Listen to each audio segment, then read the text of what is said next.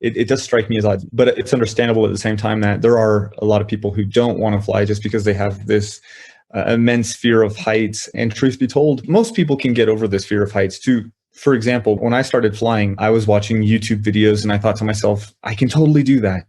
I've been in the Army. I've seen crazy stuff happen. This is nothing. I can do it. And then lo and behold, I get to flight training and I was doing really well with all the practicing stuff on the ground, practicing handling the glider just from the ground, kiting it like as if it was a kite, which is like the initial step. And then comes the day of the first flight and they're like, who wants to go first? And I was like, I do. And I remember when the motor was on my back and it's on and there's the loud sound of the engine and the propeller spinning and it kind of creates this vibration and you're right about to take off. I started to feel a little bit nervous, but once my feet left the ground, I was almost like freaked out a little bit. And for a lot of people, that's what happens is they have this idea that it's going to be like in their dreams, which in many ways it is, but you still have to overcome being the human that was not born with wings and now you're hanging from some strings way up in the sky. So the reality is it's so amazing, but the majority of people will get over that fear as they learn to understand and trust in their equipment that they're flying with. But some people don't. Like my wife, for example, she doesn't feel comfortable flying by herself.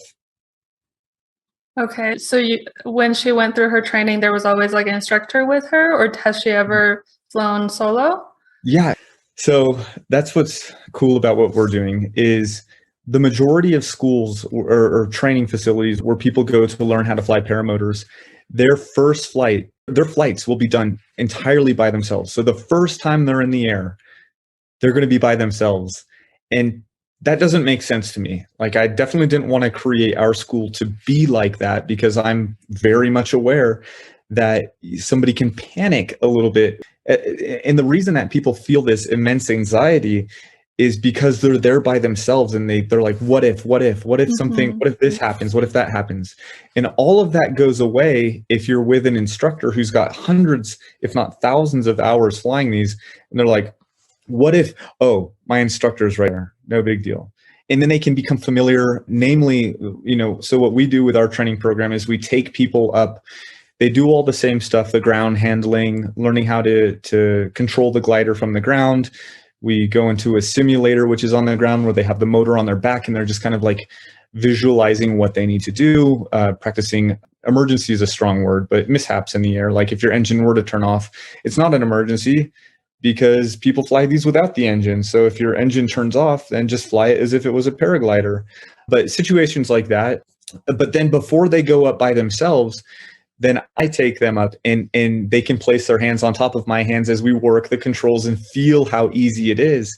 And they can also feel what it's like to come in for a landing or getting yourself to that specific landing spot without having to do it all by themselves, which is what creates for that anxiety in the first place. And then eventually they get to a point where they're like, no, I got this. I got this. So when my feet left the ground for the first time, that anxiety won't be present in those who've been able to fly with an instructor because they're already familiar with that new perspective and the sound of the engine and all those other things that oftentimes can cause anxiety. They'll be used to it by the time that they fly by themselves. So we're really excited to be able to give that to students that fly with us. I agree with that concept too. I'm really appreciative that your school is going to have that component where the instructor takes you originally until you feel comfortable. Because I'm surprised to hear that the other schools in the country do it where you just kind of fly out by yourself the very first time. So that's actually surprising for me to hear. Right.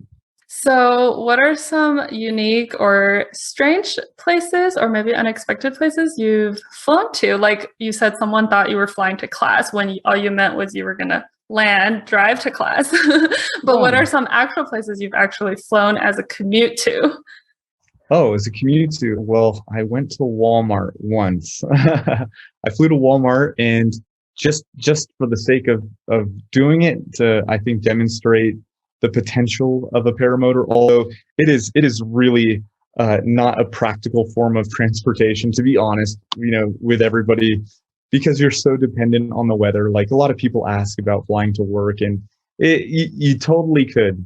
if your work is not in a congested area, say like you work at a grocery store on the edge of town, sure, you could land on, just behind the building and set your stuff down in the back and walk inside and go to work. But you'd also have to have the weather be good by the time you left, right? Which, the weather changes. And so it's just not really practical for that. But I've flown to a lot of other really cool locations around El Paso. I've flown to a bar one time. I don't really feel comfortable with drinking and flying, and I don't advocate for it.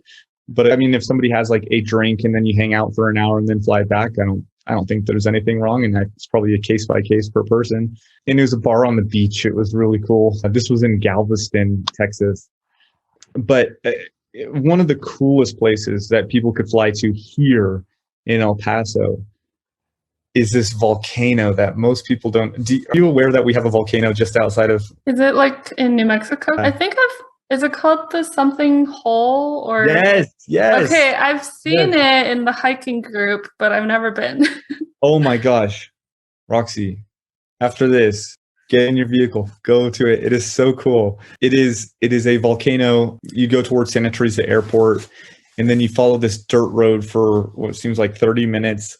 And then all of a sudden there's this massive hole in the ground that's 6 mile circumference. It's huge. So myself and some of my friends will fly from here and go all the way to that volcano.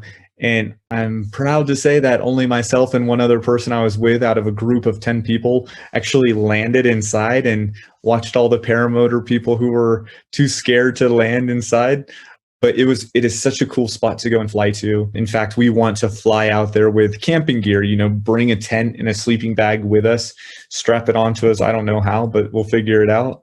And then go camp out there one night and fly back in the morning. Yeah, Kilburn Hole is a fantastic place. There's also another airport that nobody really seems to know about.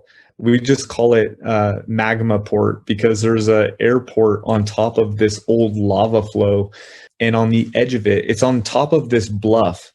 This airport's like up here. And then there's this little bluff thing that goes down to one of the biggest pecan farms in the world. And so you can just take off, it drops off, and then you're in a sea of trees. And this is also out in New Mexico. Really beautiful spot called Stauman Farms. And they have an airport up on top. I've never heard of that. What is the airport called again? I think it's we nicknamed it Magma Port, like airport, but Magma Port because it is on top of a lava flow, an old one. But it's called, I think it's just Stauman Farms Airport, if it's even listed. It's been around for like decades, but nobody really knows about it because you can't see it from any other perspective than in the air because it's above where I-10 is, so you can't really see it. So if I was to hike there, there's not much to see from the ground. You'd have to go through private property and yeah, so it is owned by this farm. Have you ever taken that drive along Highway, I think 28, the back roads in New Mexico? If you were to go to Las Cruces, you get to this area where you have this super long, very photographic road where it's just the road is covered with trees for a long stretch. It's out in New Mexico. Really beautiful drive if you ever take it. No, I haven't. Okay, you'll have to send me exactly where. It's a beautiful spot. So, and the best time to go is when it's in full foliage and it's got the leaves on the tree. I didn't realize we had anything like that with the archway of trees. Exactly. But it's not just like for, a few hundred feet. It's like several miles. You're underneath the trees and it is so pretty. And then if you look left or right, it's just a sea of trees as far as the eye can see. So it is a really pretty place. 20 minutes from here. It's really nice. Okay. And then Kilburn Hole, I'll have to go hiking there one day. But I didn't realize it was 6 miles in circumference, the actual crater of the volcano. Yes. Yeah. Can you see much when you're hiking? Or obviously from an aerial view, you see a lot more. Yeah, well, no, it's spectacular from the ground as well. In fact, it's one of those locations that a lot of people go to paraglide without the motor because of the way the wind curves up on the bowl of the volcano. Fun geology factoid or geophysics. Geophysics is the type of volcano is a maar. So you don't really see it from the horizon because it is sunken. It's Kilburn Hole. So it's a Marr, M-A-R-R, and that's the type of volcano that rather than becoming a cone-shaped volcano, it's concave. Mm-hmm. And so it is a beautiful place. And I'd even, suggest that you go and camp out there. Take some friends, of course, but it is a beautiful spot. So you've landed in the crater. Yep. Yeah, I landed in the Marr. In the Marr. Yeah, exactly. Yeah. Can you camp in the Marr? That is what we want to do.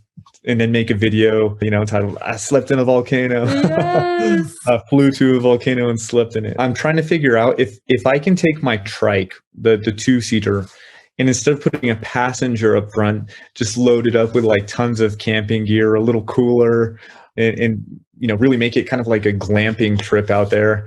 Then that is what I'd like to do. The only question I have is if at the bottom of the volcano, if there's enough room to take back off. I can certainly land in it, but you have to climb out. Once you get off the ground, you can only climb so fast.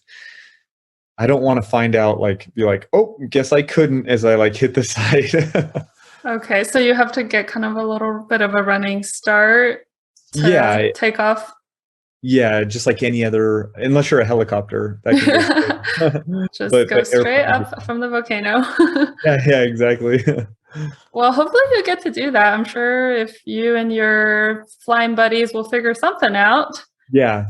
There's that. The thing we want to do is fly to what we call the murder house. It's like rated R. We went out there camping once. I've gone out camping and brought the paramotor camping with me, but I've yet to go and camp, get there with the paramotor camp and then fly back. But that time out, adventuring around this volcano, and there's this really scary looking abandoned house that's actually not abandoned. It's amazing. Somebody lives there. If you live there and you're watching this, please don't come and kill me. I brought my paramotor and I brought our four-wheeler, and my wife and I, we went. It is very scary. There's these sacrilegious structures around it. So the dumb thing to do that my friends and I want to do is to fly out there and go out there at night and then fly back. But maybe we'll bring a Ouija board or something and make it extra scary. Yes, and some headlamps and some night vision cameras to document. Right. Bring a ghost hunter out there. Yeah. That'll be fun and different. No one's done that before, so. Right. Yes. Okay, well, let's get to the listener questions. We had a few questions when I announced that you would be coming on the show. You've answered a few already, but if you think of anything to add. So the first one is a license or certification required to fly a paramotor? Right. Mm-hmm. The answer is no. The only time you need to get first, let me backtrack. The answer is no, but I'm telling you, in spite of not being required to get one, it is crazy. There are a handful of people who are like, there's no license required. Okay, I'm going to buy one and do it. That is asking to get hurt. And if you've already done it and you've flown successfully, by all means, come fly with us. We'll tell you things that can help you stay safe along the way.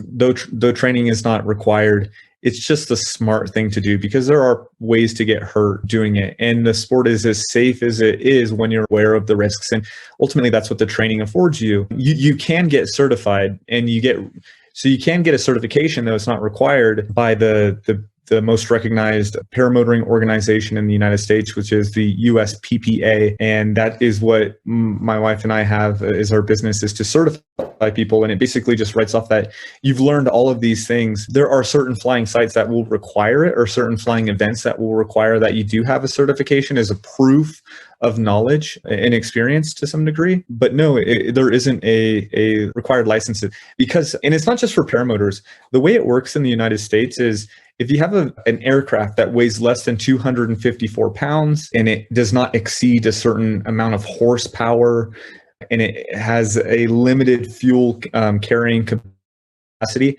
then you are free to fly that without any sort of training. Although, once again, it just out of concern for the individuals who want to do it, they really should get the training. Yes. For the record, we're not condoning any irresponsible flying here. Right.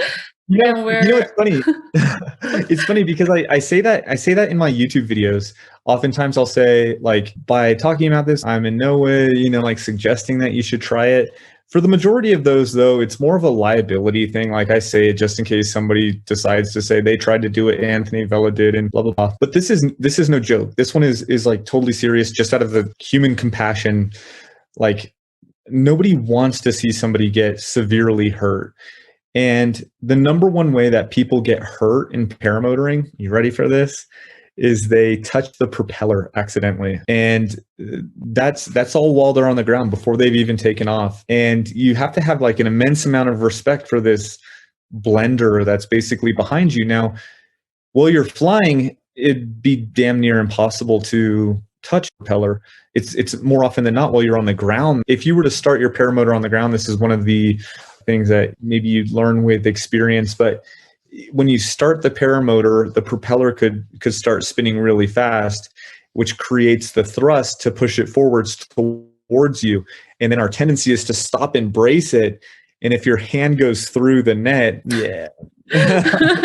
yeah. But there's little things like that training can, of course, reinforce. But yeah, and other things, yeah. That makes sense. And then if you are flying to a bar, we're also not condoning flying back with the FWI, flying while intoxicated. I like that. I'm gonna take that. Don't worry. Feel free to use my FWI. Thank you. I will credit you in the joke. And then a second question from one of our listeners is, have you ever been scared while paramotoring? Or I guess, I don't know if they mean in general. Yeah. I get scared at night. No, no. The truth is aside from what I mentioned earlier about the first flight, absolutely. I almost get angry when I hear of people who, just don't get scared because I do get scared. And I know, my friends have all had scares when I'm sitting here in my office looking out the window at the Franklin Mountains. They have been my biggest antagonist, for lack of better words. As gorgeous as they are, I've always wanted to fly along them, but they're intimidating. I mean, it's one thing to fly 1,000 feet over flat land and experience some sort of fear from being just so high up, but it's another thing to be at 2,000 feet up flying towards a mountain that is still bigger than you. And then you get over it and you look down and you can really see the cliffs, the rocky cliffside. And you wonder, oh my gosh, what if my motor turned off right now? For the viewers, it's actually not a big deal. You turn around away from the mountain and you'll glide far away from it. But still visually, there's a big fear factor to that. And yes, yeah. Or if for whatever reason you get into some really bad turbulence, that can be intimidating because you're flying along. Let me balance this computer as I demonstrate. Be flying along on the controls like da da da da da. It's nice and smooth, and then all of a sudden you're like, "Whoa, what was that?" And then you have this tendency to look down and as if you're going to see something, which you're not. It's like you're not going to see the air going like this, and that's what makes it intimidating. Is it's like kind of like that invisible force out there that just like cast a spell on you and made you move when you didn't tell it to move. And so that can be intimidating. And with time, you build up what's called a bump tolerance, or this turbulence tolerance, or a tolerance for turbulence, because you end up trusting in the equipment that it's designed to perform in spite of a little bit of turbulence. But certainly the fear is there. But yeah, I think for the most part, as time goes on and you become more and more experienced, the fear becomes much more manageable until eventually you know what to be afraid of, and you can then avoid the things that are intimidating, or you can push through it. It all comes with experience. That's right. Yes. And then we'll do one last question. Have you had any malfunctions? A handful, yes. Yeah. So this isn't good for self-promotion, but on a recent tandem flight, the engine actually did turn off on me while I was flying with the passenger.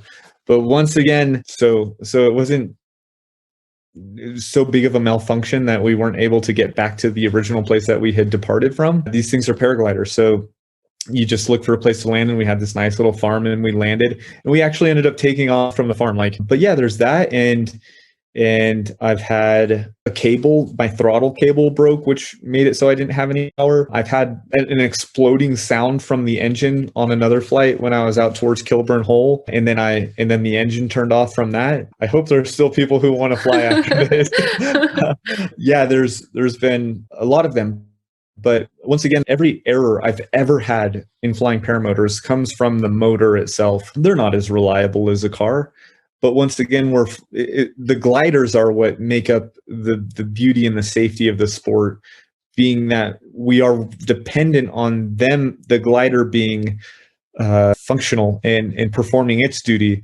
If the motor turns off, that's not really a big deal. But all of them, the malfunctions that I have been engine related. And truth be told, aside from the last one where I just was worried that the passenger would be nervous, which he was, but he was like over the top excited when we landed to the point where he was like, let's take off again. But every other instance where the motor had turned off, even when I crashed, when my then girlfriend was filming me, wasn't that scary. Like I knew I wasn't going to get really hurt. I was just gliding in fast. So no, fear malfunctions like that are a part of the sport, but they're not cause for concern when you know what you're doing with experience, as you mentioned. Right. Like you said, by default, you're still going to glide softly down anyway, despite if the motor, something happens to the motor. So if anything, you're taking a scenic detour. So exactly. And so what I'll say is if your engine turns off and you're close to the ground, I don't think people have the patience to learn the physics of it really quickly, but I'll just describe, like, if this hand is me flying on the paramotor and this is the glider above me, if I'm flying low, well, what happens when the engine turns off is if I'm at full power and then my motor is going to push out in front. If I'm going this way, I'm going to be in front of the glider and it's going to be kind of behind me. If all of a sudden I lose power, that thrust goes away. The engine, I swing back under the lines, the glider will then come forward and pitch me down.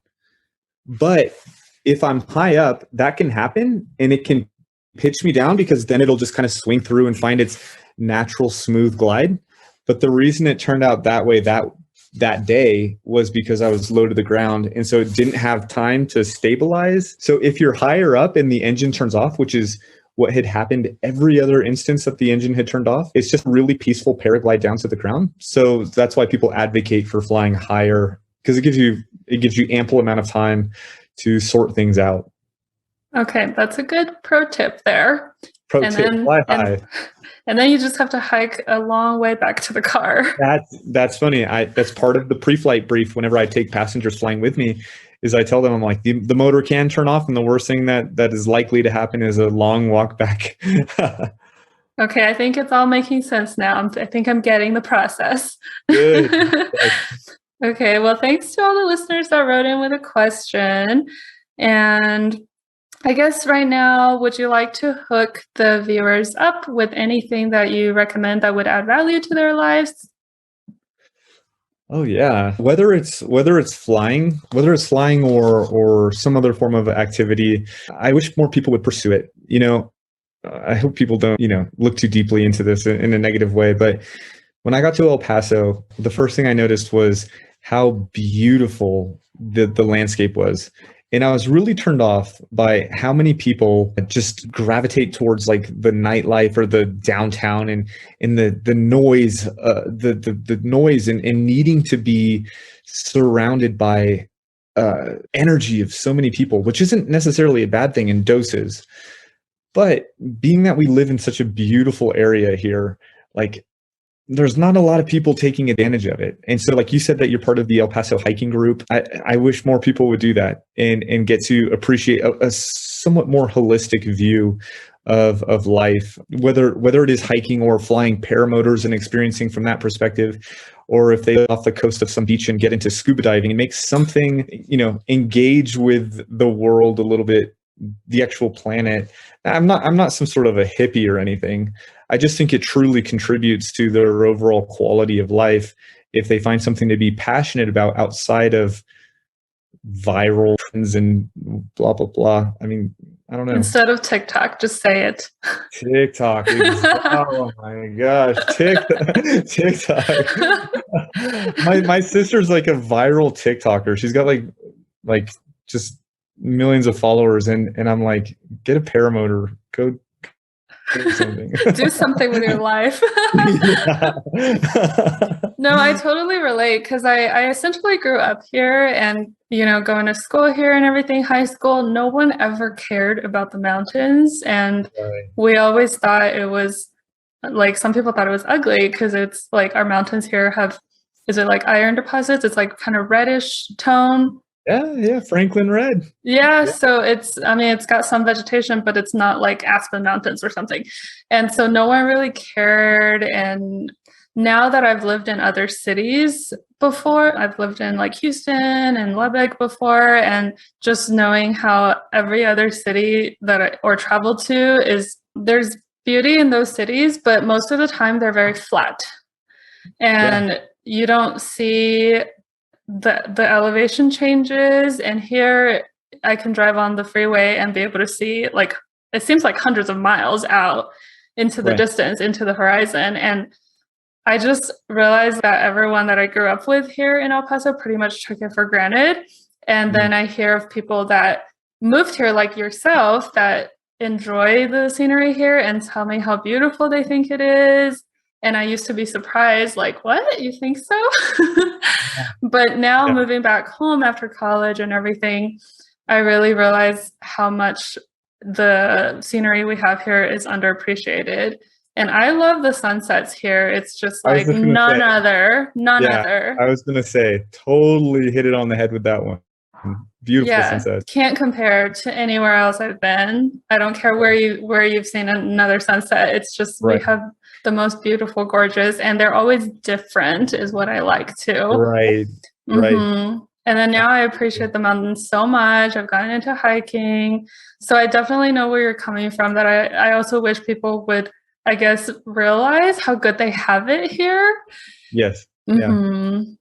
But more and more people, like, I think as we're getting older, like the people I grew up with at the time, we didn't really appreciate it. But I feel like more and more now people are wanting to go out in nature and learn more about our community and our environment and wanting a little bit more to go out there. There's, of course, still the nightlife people that just want to drink and whatnot. But I think little bit by little bit, we're getting there. And then definitely seeing you and your friends flying around, I think it inspires the community as a whole as well. So keep doing that. Thank you. Yeah. And just to add to that, as well as people don't need a paramotor necessarily. We're fortunate we have off-road vehicles as well. And if you do have that fear of heights, you could find a used four-wheeler for a relatively low cost. Go get something that'll put you around the desert. But there are so many different ways to access it. And sometimes we need that tool, and sometimes you don't. And that's why you have the hiking group, and there are thousands of people following that group. And so even if you have nothing at all but your own two legs, get out there and definitely experience it. That's true. Have you flown out by Red Sands, like all the ATV people there? Yeah, I do. I used to fly on the east side a bit more often when one of our local, he was a service member who recently was relocated to Korea, but he lived over there on the east side, and we would fly over to Red Sands, and it's always fun to see their smiling faces when we fly overhead. That's pretty epic. Is there a resource or a handbook that you recommend for people that want to look into paramotoring?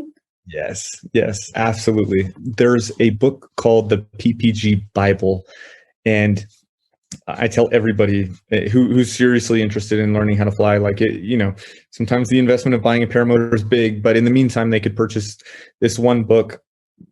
It's on Amazon. Just look up PPG Bible, and it's got like really great images, and the way that the author, whose name is Jeff Goyne, articulates everything, it's super easy to understand, and it'll put them so much closer to being able and ready to fly if they peek through this book. I usually have a copy. Oh, I do have a copy of it. I see it. I see the book. I'm going to show your viewer. This is it. Awesome. So it looks like this, and you got this old man on the front. Not sure who he is.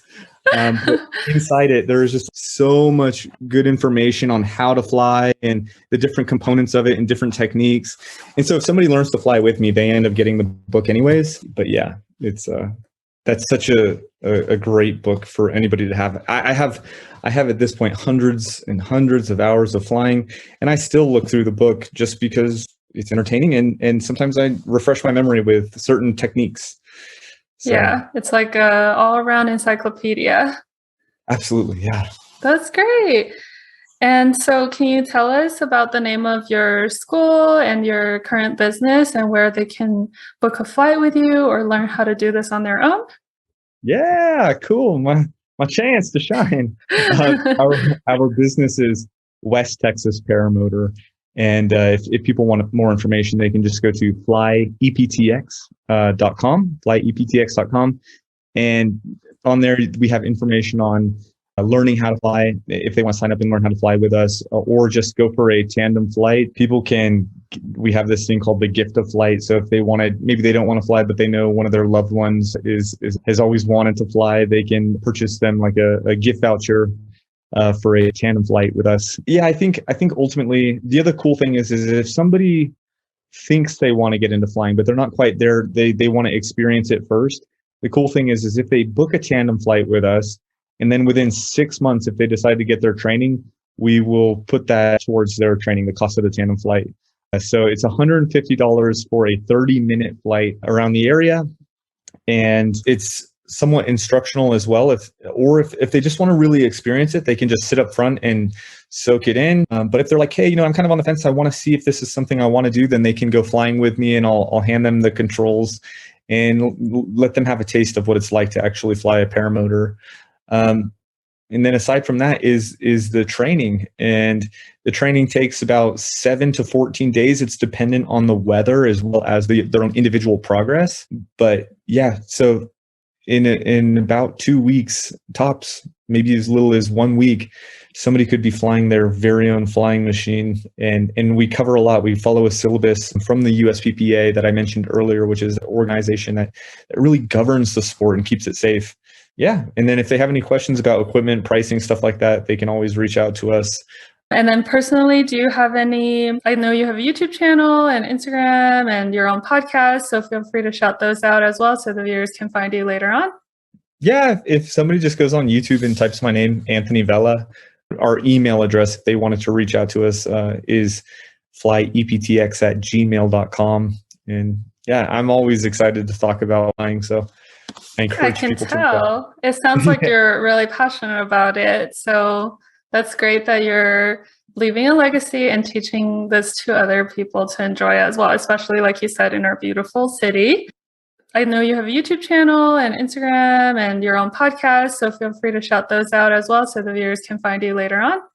Yeah, if somebody just goes on YouTube and types my name, Anthony Vella, it'll come up, and then you can choose from one of those flying videos, and hopefully you get hooked, because I do put a lot of effort into the YouTube stuff. But if somebody's like just really wanting to get into the sport and they don't even want to pay for the tandem flight yet, the podcast, it's called the Paramotor Podcast. It's really creative. No, I'm kidding. I wonder what it's about. Wonder what that's about. Yeah, the Paramotor Podcast, and I have guests come from all over the world, and they may be a manufacturer, or the world famous Tucker Gott has been on our YouTube channel. He's like the #1 celebrity in the sport, and just people who've done crazy things with paramotors, to include somebody who flew to 21,000 feet, which is insane. There's no oxygen up there. He had to take an oxygen bottle, and it's freezing cold up there, but he flew it all the way up there. And we've had somebody who flew from San Diego all the way to Florida and then fly across the ocean into South America and fly all the way back up to San Diego, which was 6,000 miles he flew on his paramotor. Absolutely crazy. But yeah, some really awesome adventures and just really insightful stuff on learning how to fly and everything else. It's about paramotoring, hence the name, the Paramotor Podcast. Yes, I've heard a few episodes, and the production value is excellent. Thank you very much. And I did learn a lot too about it. So just hearing from the voices of your guests and other people that are actually doing this, it's just really inspiring. What's the highest you've flown? I guess you mentioned elevation earlier. Yeah. So I've flown to 12,000 feet above sea level. Okay. Which actually only about I've flown about 6,500 feet above the ground. After that, it all kind of blurs together because everything is just like, as you're taking off and you're flying, you see big things get a little bit smaller and a little bit smaller until eventually the height difference is indistinguishable. So like it like 5,000 feet above the ground, it just doesn't really, it just all starts to look like a Google Earth image from, really far backed out or scrolled out from the screen. But yeah, no, one day somebody was saying like, I just hit 13,000 subscribers on YouTube. And they're like, oh, you should fly to 13,000 feet. I was like, well, what if I make it to 50,000 subscribers one day? I don't think I can keep up. Yeah, you're like, that's not how any of this works. I'm sorry. Right. We'll find something else. Yeah. Awesome. Well, thanks so much for spending some time with us today and educating us on this really exciting sport and hobby. I really hope to see it flourish in the next few years, but of course, people doing it safely and enjoyably, of course, and while protecting the environment at the same time. So anything else you'd like to add? If not, then thanks so much for being here. Yeah, thank you so much. It's been an absolute pleasure getting to record with you, and I look forward to listening to more of your episodes as well. Oh, thanks so much. All right, everyone, have a great day. Thanks for listening. You can now drop me a voicemail that might be aired in a future episode. You'll find the link in my Twitter and Instagram bios at MFMP Pod. Subscribe to my YouTube channel by searching Many Faces, Many Places, all in one word. Lastly, make sure to tap the follow button on your favorite podcasting app to stay tuned for new episodes.